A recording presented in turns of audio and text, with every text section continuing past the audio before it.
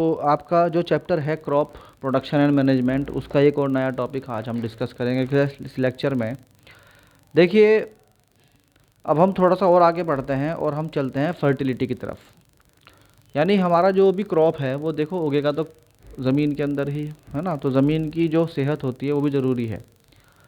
तो लैंड जो है उससे पेड़ कुछ खास चीज़ें लेता है जो होनी ज़रूरी है, वरना जो आपका पेड़ होगा जो उगेगा ज़मीन पर, यानी कि वो एक तरीके से बीमार पेड़ होगा और उसके जो फ्रूट्स आएंगे वो भी प्रॉपर नहीं आएंगे या फिर वो फ्रूट्स देगा ही नहीं। तो इन सब चीज़ों के लिए लैंड को कुछ चीज़ें चाहिए, वो हम आज डिस्कस करेंगे इस लेक्चर में।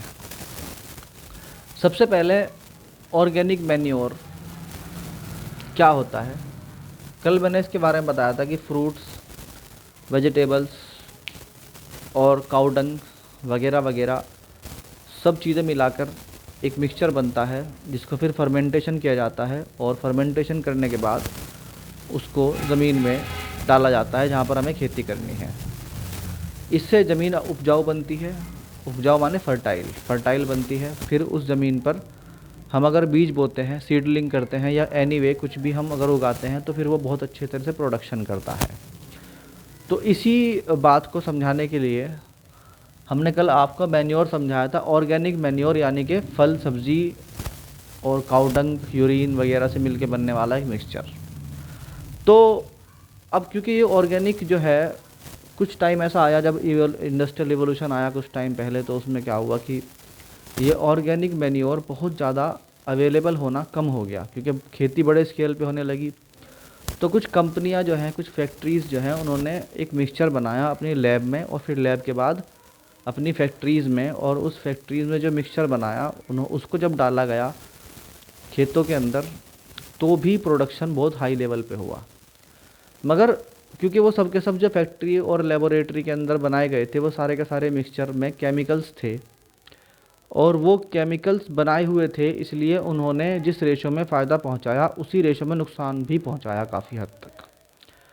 तो अगर आपसे कोई पूछे कि भाई एक तो ऑर्गेनिक तरीके से बना हुआ मिक्सचर है जिसे बोलते हैं हम ऑर्गेनिक मैन्योर, और एक है फर्टिलाइज़र्स जो हमने कंपनी बनाती हैं, वो कट्टा लेके आते हैं, हम डालते हैं उसको उसमें खेतों में, उनमें से कौन बेटर है।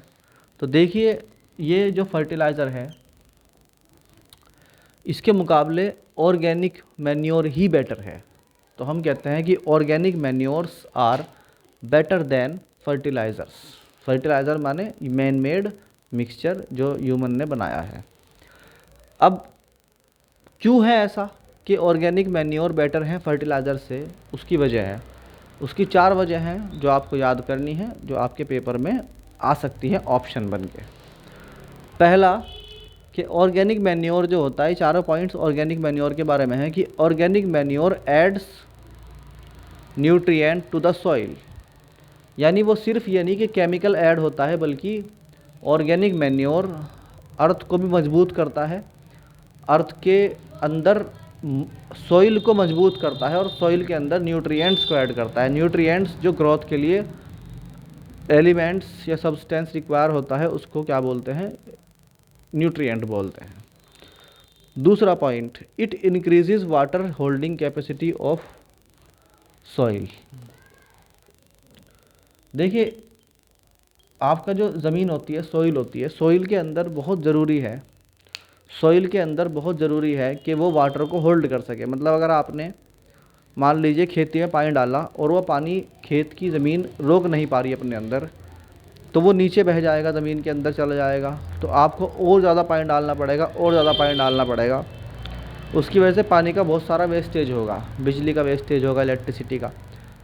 तो अगर एक ऐसी चीज़ मिले आपके अंदर जो मिट्टी को काफ़ी देर तक गिल्ली रख सके, तो वो मैन्योर है, फर्टिलाइज़र नहीं है। फर्टिलाइज़र वाटर होल्डिंग कैपेसिटीज़ को इतना नहीं बढ़ा पाते जितना ऑर्गेनिक मैन्योर बढ़ाते हैं। तो ऑर्गेनिक मैन्योर जो होता है वो water holding capacity of soil को इंक्रीज़ करता है। आई समझ में बात? तीसरा पॉइंट, पहला पॉइंट हो गया कि ये न्यूट्रिएंट करता है ऐड, दूसरा पॉइंट हो गया कि ये वाटर होल्डिंग कैपेसिटी को बढ़ाता है। तीसरा point, it improve the texture and chemical nature of soil. देखिए अगर आप बाहर से केमिकल डालेंगे तो ज़मीन की हालत बिगड़ेगी, यानी उसको नेचर बिगड़ेगा उसका, और उसको जो टेक्सचर है वो बिगड़ेगा।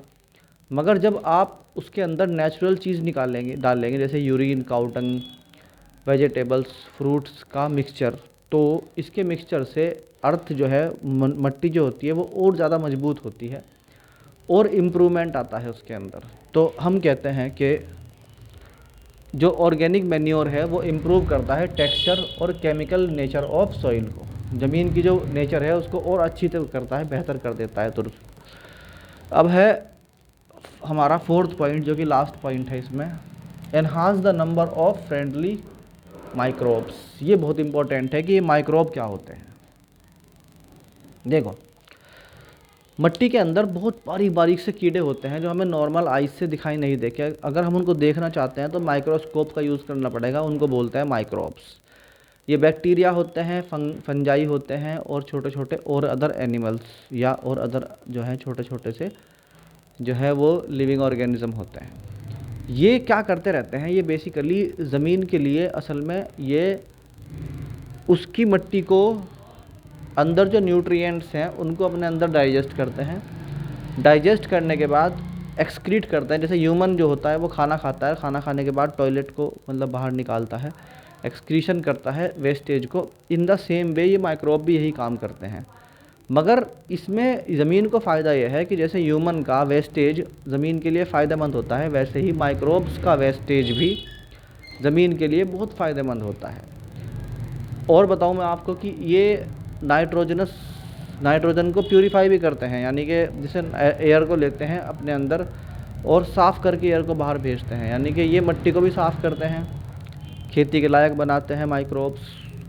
और ये जो है हवा को भी साफ़ करते हैं और खेती के लायक बनाते हैं, एनवायरनमेंट को भी साफ़ करते हैं। तो जब हम फर्टिलाइज़र को ऐड करते हैं तो ये जो माइक्रोब्स होते हैं ये मर जाते हैं। जब हम ऑर्गेनिक मैन्योर यानी कि फ्रूट्स, डंग, वेजिटेबल्स, यूरिन के मिक्सचर को जब हम डालते हैं ज़मीन के अंदर तो ये माइक्रोब और ज़्यादा बढ़ते हैं, और जितने माइक्रोब्स ये ज़्यादा होंगे मिट्टी के अंदर उतनी मिट्टी क्या होगी, फर्टाइल होगी। तो ये जो ऑर्गेनिक मैन्योर होता है ये बढ़ाता है क्वालिटी किसकी, इसमें माइक्रोब्स बढ़ जाते हैं, माइक्रोब्स, फ्रेंडली माइक्रोब्स। ये भी ध्यान रखना कि दो तरह के माइक्रोब्स होते हैं, फ्रेंडली और एनिमी। जो फ्रेंडली माइक्रोब्स होते हैं वो होते हैं जो हमारी खेती में सहायक होते हैं, हेल्पफुल होते हैं, है ना। तो ये एक कोई कीड़ा इस तरह का भी होता है जो हमारी खेती को नुकसान पहुंचाता है। तो ये जो ऑर्गेनिक मैन्योर होता है ये खेती में माइक्रोब्स, जो फ्रेंडली माइक्रोब्स हैं उनकी संख्या को बढ़ाता है। अगला point, what is fertiliser. Fertiliser के बारे में बेसिकली हमारा पहले ही डिस्कशन हो चुका, मगर और डिस्कस करते हैं। फर्टिलाइज़र का मतलब फर्टाइल करने वाले, यानी कि वे चीज़ें जो अर्थ को फर्टाइल बनाती है। फर्टाइल होने से क्या होगा अर्थ का, यानी लैंड का या सॉइल का, उससे आपकी खेती और ज़्यादा अच्छी तरह से ग्रो करेगी। तो खेती को ग्रो करने के लिए, क्रॉप को प्रोडक्शन के लिए, ग्रोथ के लिए बेसिकली 3 तरह के सब्सटेंस चाहिए होते हैं। उन 3 का नाम है नाइट्रोजन, फास्फोरस और potassium. N4 nitrogen, P4 potassium और P4 phosphorus and K4 potassium. ये 3 के 3 जो हैं हमें चाहिए होते हैं। अगर ये 3 में से एक भी कम है तो फिर हमारी जो खेती है वो कमज़ोर पड़ जाती है या वो ढंग से उग नहीं पाती। तो ये जो एक मैन मेड इंसान जो है वो लेबोरेटरी और इंडस्ट्री में एक मिक्सचर को बनाते हैं जो कि ज़मीन में डाला जाता है खेती करने से पहले या खेती के दौरान, उसे कहते हैं फर्टिलाइज़र, है ना। याद रखना मेन मेड है यो। तो मेन मेड ऑर्गेनिक कंपाउंड, जो कि उसके अंदर बहुत सारे क्या होते हैं, न्यूट्रिएंट्स होते हैं, उसके अंदर बहुत सारे न्यूट्रिएंट होते हैं, वो प्रोवाइड करवाते हैं नाइट्रोजन N, पोटेशियम K और फॉस्फोरस P। NKP या NPK, है ना। ये 3 चीज़ें हमें बाहर से डालनी पड़ती हैं। जिस मिक्सचर के अंदर ये 3 चीज़ें होती हैं उसे बोलते हैं फर्टिलाइज़र। तो NPK, है ना, are not obtain from the manure, मगर ये मैन्योर से नहीं बनाया जाता क्योंकि इसको केमिकल से ही बनाना पड़ता है। तो ये लेक्चर आपके समझ में आया, इसको नोट कर लीजिए और फिर अगले लेक्चर पे चलते हैं। Thank you.